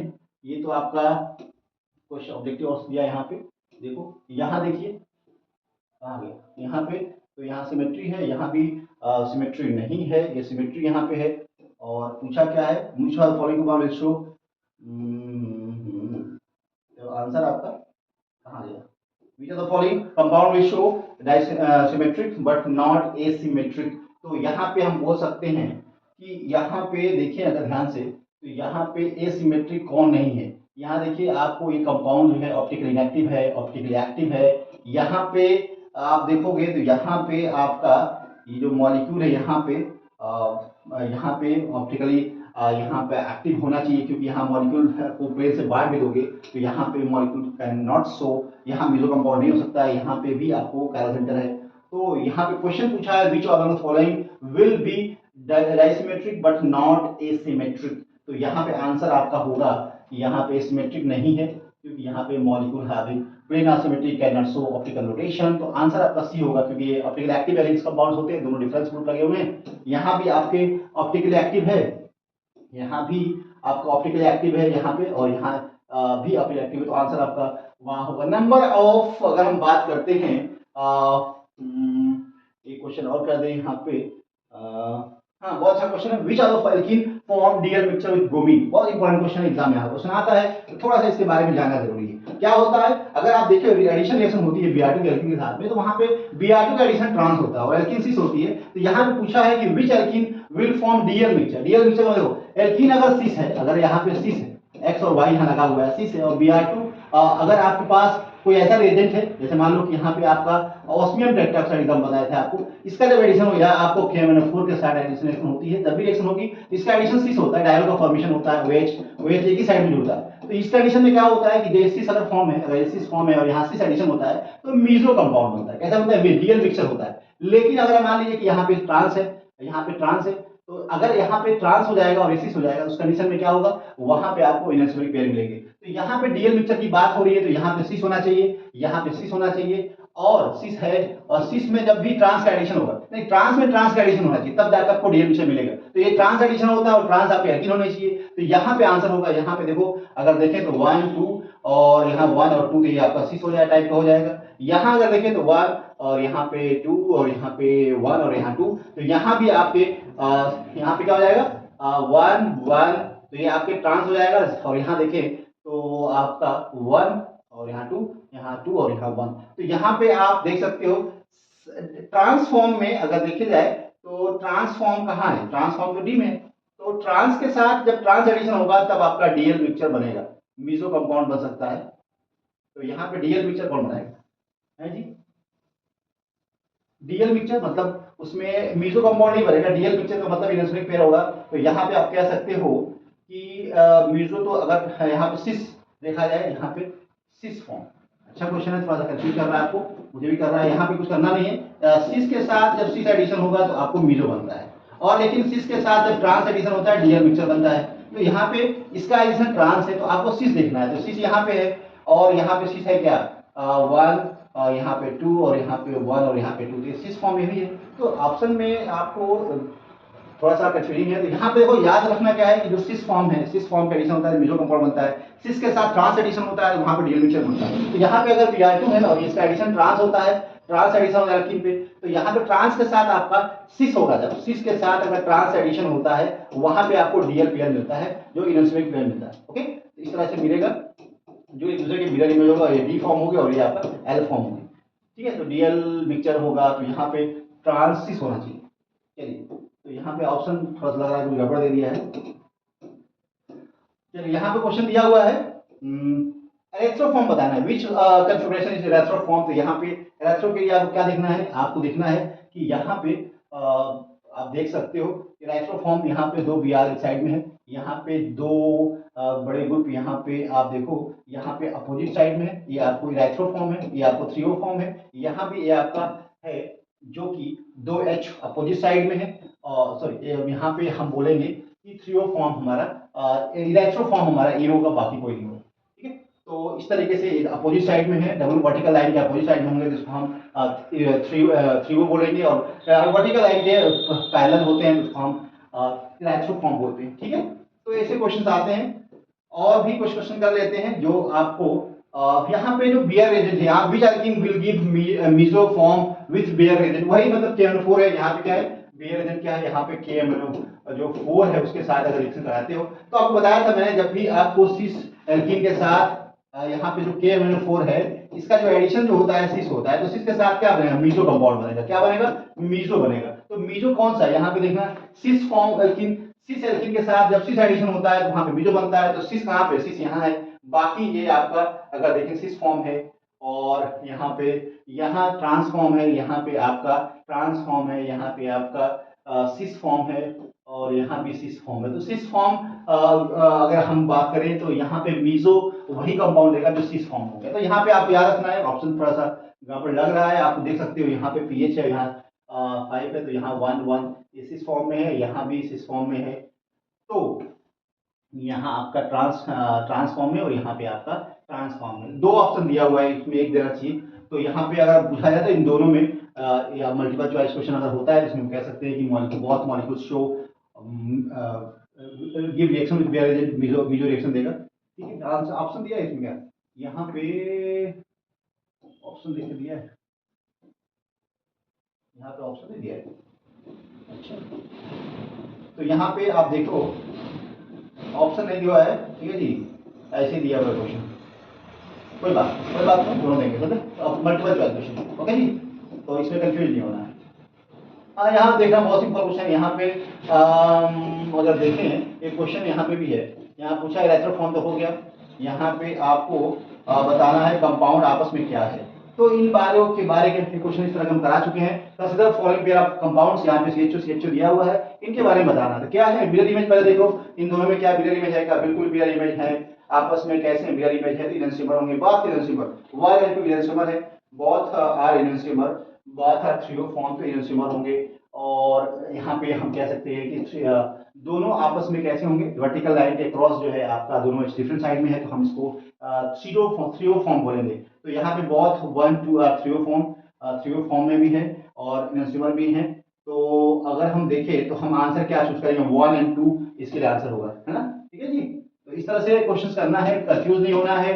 और यहाँ पे आपको चलिए यहाँ पे क्वेश्चन है, हाँ बहुत इंपॉर्टेंट बात है, यहाँ पे दिया है conversion of enantiomer into racemic mixture is known as, तो यहाँ पे रेजोल्यूशन बोलते हैं, यहाँ पे क्या बोलते हैं, रिजोल्यूशन बोलते हैं। अगर आपको रेसमिक मिक्सचर है, यहाँ पे अगर उनको सेपरेट नहीं कर पाते हैं, इनसिमर पेयर है, और वहाँ पे उनके बीच में जो प्रॉपर्टी है, जो उनकी फिजिकल प्रॉपर्टी है बहुत सेम होती है, उनका बॉइलिंग पॉइंट, मेल्टिंग पॉइंट सब कुछ सेम होता है इनसिमर पेयर का, जिसकी वजह से उनको सेपरेशन करना मुश्किल होता है। तो उनको क्या करते हैं, उनको रिजोल्यूशन करते हैं उनका, यहाँ पे आप कह सकते हो कि इसकी वजह से वहाँ पे जो कन्फिग्रेशन है डेसिमल फॉर्म में लेके आते हैं और उसको आसानी से सेपरेट कर सकते हैं on the basis of temperature differences, melting point, boiling point. यहाँ से बोलते हैं रेजोल्यूशन बोलते हैं, क्या बोलते हैं, रेजोल्यूशन बोलते हैं। तो यहाँ पे मीजो यहाँ पे दिया है कि मीजो जो टार्टरिक एसिड है जो pre inactive due to presence of molecular two carbon है नहीं एक्सटर्नल कंपोजिशन इंटरनल कंपोजिशन और मॉलिक्यूलर सिमेट्री मॉलिक्यूलर एसिड। तो मॉलिक्यूलर सिमेट्री होने की वजह से यहाँ देखो क्वेश्चन जो दिया है कि आपको जो मीजो टार्टरिक COH होता है, COH होता है और यहाँ OH और यहाँ OH,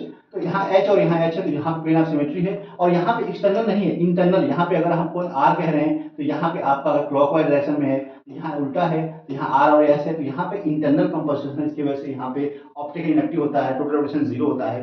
तो यहाँ पे टू कार्बन सेंटर कार्बन होता है, इसकी वजह नहीं, मॉलिक्यूलर एसिमेट्री नहीं, मॉलिक्यूलर सिमेट्री होता है, तो आंसर आपका सी होगा। ठीक है जी। तो इस तरह से क्वेश्चन आते हैं। यहाँ पे क्वेश्चन पूछा है कि ज्योमेट्री द गिवन बॉन्ड क्या है, आपस में सी से ट्रांस है। तो यहाँ देख लीजिए आप अगर देखोगे तो ये दोनों इस बॉन्ड के रिस्पेक्ट में अगर देखो तो यहाँ पे ऐसे है एक्सियल है और यहाँ पे एक्सियल। तो ये आपस में कैसे दिख रहा है आपको, इस तरह से अगर होता है, जैसे देखो यहाँ पे अगर ऐसे ऐसे है तो क्या है ट्रांस है। जब भी एक्सियल पोजीशन में दो 1 2 एक्सियल होता है उस कंडीशन में दोनों ट्रांस होते हैं, तो हम कह सकते हैं इसको ट्रांसफॉर्म है ना, ट्रांसफॉर्म है। क्या है? ट्रांसफॉर्म। तो ये आंसर आपका CAB होगा है जी।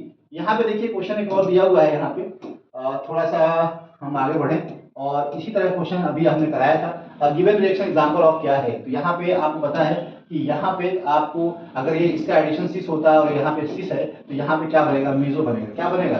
स्टीरियो स्पेसिफिक है, स्टीरियो सेलेक्टिव है, और यहाँ हम कह सकते हैं कि दोनों टाइप की रिएक्शन, स्टीरियो स्पेसिफिक भी होती है, स्टीरियो सेलेक्टिव होती है, और हम इसको बोलते हैं बोथ A एंड B। यहाँ क्या बोलेंगे? बोथ A एंड B होगा, और इस तरह से ठीक है जी। इस तरह से क्वेश्चन अगर आता है तो आप क्वेश्चन को कर सकते हैं। ये सारे जो क्वेश्चन जितने हमने कराए आपको यहाँ पे आपको बताना है, सारे टॉपिक से क्वेश्चन कराए हैं, आपको थोड़ा सा प्रैक्टिस और करनी पड़ेगी और आपको कंफ्यूज बिल्कुल नहीं होना है। तो थैंक यू वेरी मच। ठीक है, तो इसलिए कहते हैं कि बार बार हमसे बार बार एक बात कहते हैं कि क्वेश्चन की प्रैक्टिस बहुत जरूरी है। थ्योरी आप पढ़िए, खूब पढ़िए, लेकिन क्वेश्चंस उससे ज्यादा करिए, क्योंकि क्वेश्चन नहीं करेंगे तो आप क्वेश्चन को फिर एग्जाम में आने वाले क्वेश्चन में कंफ्यूजन क्रिएट होगा, फिर आपको आंसर देने में दिक्कत होगी, फिर आपका सिलेक्शन नहीं होने वाला। इसलिए क्वेश्चंस को बहुत ही ध्यान से समझना है और क्वेश्चंस को फिर आप आराम से कर सकते हो। तो यहाँ भी क्वेश्चन कराया था मैंने, तकरीबन ढेर सारे क्वेश्चन करा चुके हैं। यहाँ पे एक क्वेश्चन और कर लो अगर करना है तो, कुछ क्वेश्चन और भी करा सकते हैं, है जी।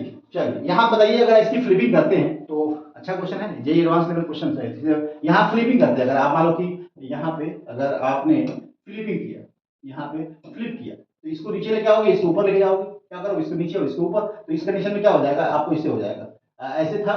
तो यहाँ पे आप फ्लिपिंग करने के बाद आपका ये जो गर्दन इसकी ऊपर चली जाएगी, है जी, इसकी गर्दन ऊपर जाएगी, तो ये वाला पार्ट नीचे आएगा ऐसे। तो यहाँ पे ऐसे हो जाएगा और इस तरह से हो जाएगा। एक लाइन ऐसे खींचो, इसके बीच से लाइन खींचो यहाँ, और एक ऐसे और एक आपका ऐसे। तो फ्लिपिंग में इस तरह से क्या दिख रहा है? देखिए आंसर। और जो बॉन्ड इक्वेटोरियल में है, जो यहाँ पे इक्वेटोरियल में है, इक्वेटोरियल में है, एक्सियल में है, वो सारे कहाँ जाएंगे? जस्ट चेंज हो जाएंगे। तो यहाँ पे हमको 1 दे दे, यहाँ 2 दे दे, यहाँ 3 दे दे, यहाँ 4 दे दे, यहाँ 5 दे दे, यहाँ 6 दे दे। तो यहाँ पे जो कार्बन नंबर 1 है कार्बन पे। अब जो बॉन्ड इक्वेटोरियल एक्सियल है, तो यहाँ पे आपका एक्सियल पे चला जाएगा। ये जो बॉन्ड इक्वेटोरियल पे था तो यहाँ एक्सियल पे हो जाएगा। और यहाँ पे 3 देखें, अगर हम इसको 1 माने थे, 2 माने थे, 3 माने थे, तो ये आपका एक्सियल जाएगा क्योंकि यह इक्वेटोरियल है। और यहाँ पे आपका देख सकते हैं 1 2 3 1 2 3 4 पे जो है आपका एक्सियल था, तो यहाँ पे इक्वेटोरियल हो जाएगा।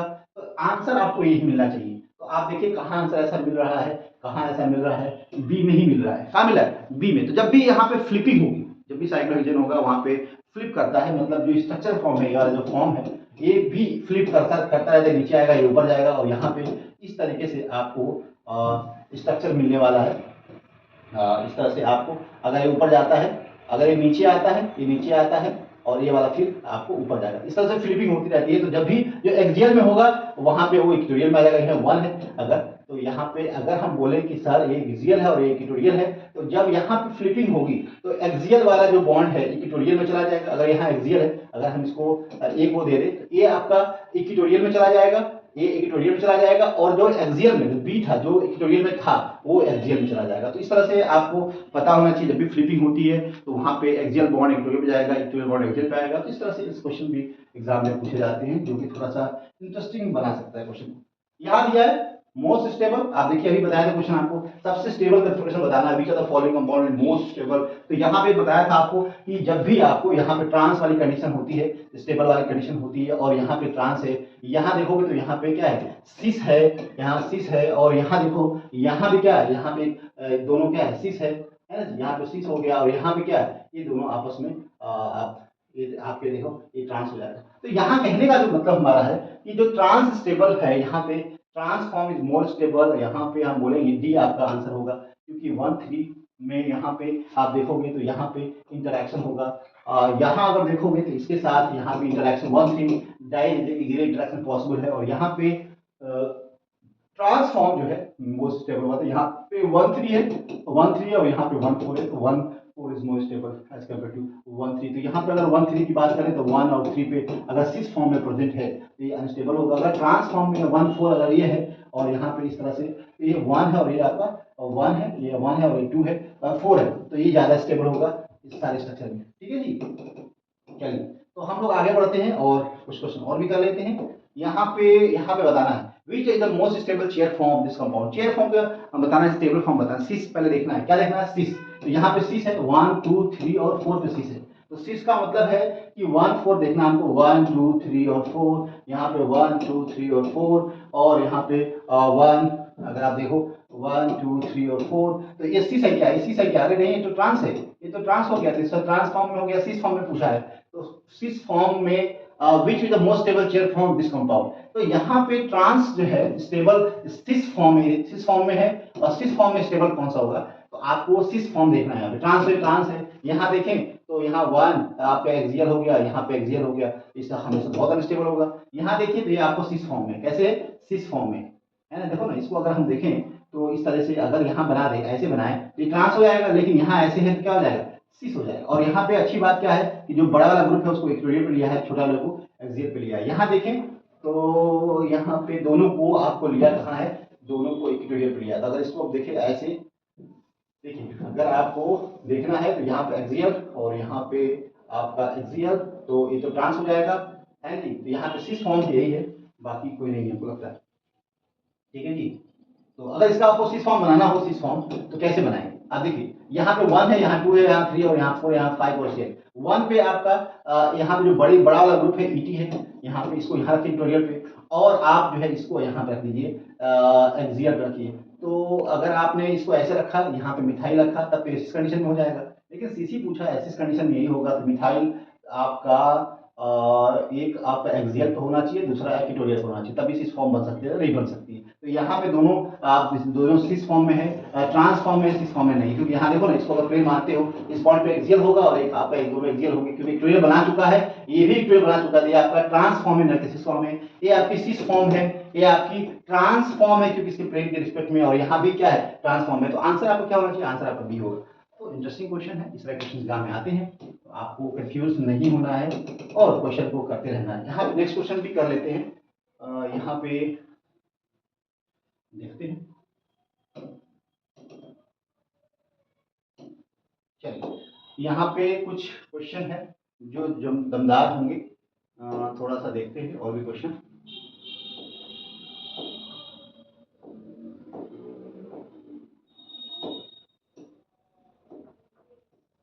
यहाँ पे क्या हो गया,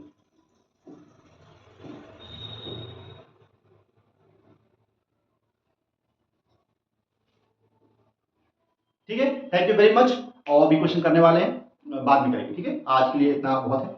इंपॉर्टेंट क्वेश्चन थे, जितने भी हमने क्वेश्चन कराए सारे आइसोमेरिक टॉपिक के थे, और क्वेश्चन आते हैं, मतलब आपको क्या करना है, आपको ईमानदारी से पढ़ना है। आइसोमेरिज्म को जाकर पहले पढ़िए, आइसो जो मेरिज्म चैप्टर है उसको पढ़िए, और उसमें जो भी आइसोमर्स हैं, स्टीरियो आइसोमर्स है, ज्योमेट्रिकल आइसोमर्स कंडीशन क्या होती है, इन सारी बातों को मैंने वीडियो में बताया है। ध्यान से उसको समझिए, उसकी नोट्स बनाइए और फिर क्वेश्चन करिए। क्वेश्चन भी बहुत अच्छे हैं, जितने भी क्वेश्चन मैंने कराए हैं सारे इंटरेस्टिंग क्वेश्चन है, अमेजिंग क्वेश्चन है। और यहाँ पे आपको अगर क्वेश्चन कर लेते हैं तो आपके इस टॉपिक से क्वेश्चन अगर आता है फ्यूचर में एग्जामिनेशन में, तो I will sure that make sure कि आप क्वेश्चन जरूर कर पाएंगे, आपको कोई प्रॉब्लम नहीं होने वाली है।